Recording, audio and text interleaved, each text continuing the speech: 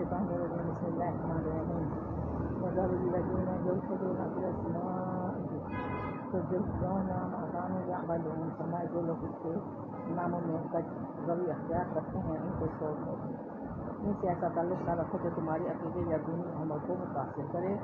یہ شرط بنیادی طور پر غیر مسلموں کے لیے کفار کے لیے ہے کہ کفار سے تعلقات اس حد تک رکھ لیے جائیں کہ دین متاثر نہ ہو۔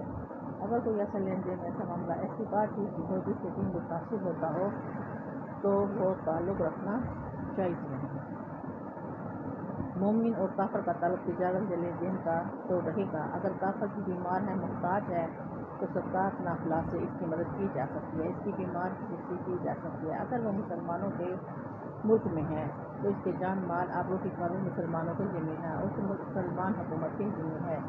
یہ ساری باتیں ہیں، لیکن ایسی دوستی جو دین کو یا عقیدے کو یا دینی عمل کو متاثر کرے وہ درست نہیں۔